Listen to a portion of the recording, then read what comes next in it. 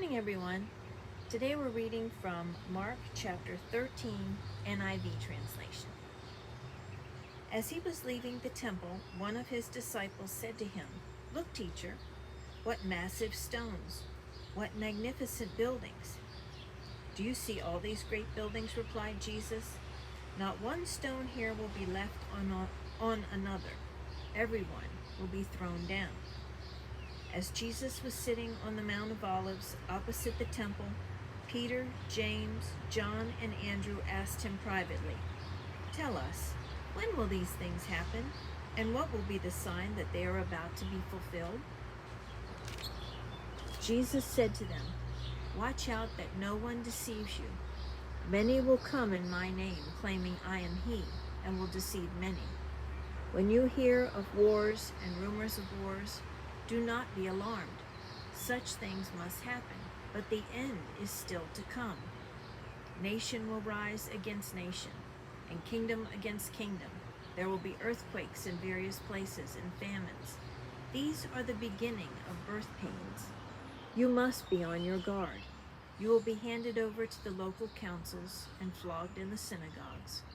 On account of me, you will stand before governors and kings as witnesses to them. And the gospel must first be preached to all nations. Whenever you are arrested and brought to trial, do not worry beforehand about what to say. Just say whatever is given you at the time, for it is not you speaking, but the Holy Spirit. Brother will betray brother to death, and a father his child. Children will rebel against their parents and have them put to death.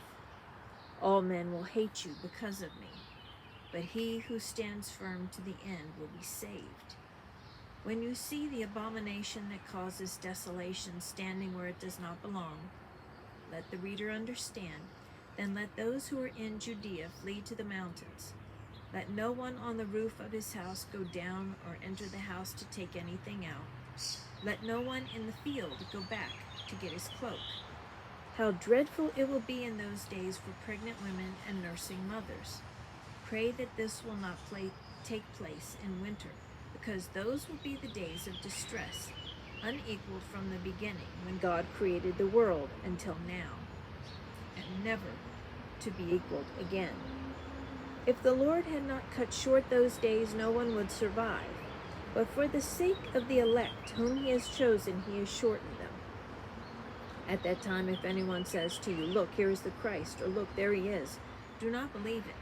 For false Christs and false prophets will appear and perform signs and miracles to deceive the elect, if that were possible. So be on your guard. I have told you everything ahead of time. But in those days following that distress, the sun will be darkened, and the moon will not give its light. The stars will fall from the sky, and the heavenly bodies will be shaken. At that time, men will see the Son of Man coming in clouds with great power and glory. And he will send his angels and gather his elect from the four winds, from the ends of the earth to the ends of the heavens. Now learn this lesson from the fig tree. As soon as its twigs get tender and its leaves come out, you know that summer is near. Even so, when you see these things happening, you know that it is near, right at the door. I tell you the truth. This generation will certainly not pass away until all these things have happened.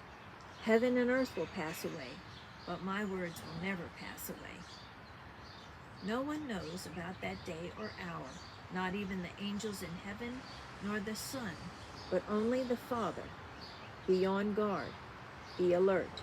You do not know when that time will come. It's like a man going away. He leaves his house and puts his servants in charge, each with his assigned task, and tells the one at the door to keep watch. Therefore keep watch, because you do not know when the owner of the house will come back, whether in the evening or at midnight or when the rooster crows or at dawn. If he comes suddenly, do not let him find you sleeping. What I say to you, I say to everyone. Watch. Thank you for joining me today. I'll see you tomorrow.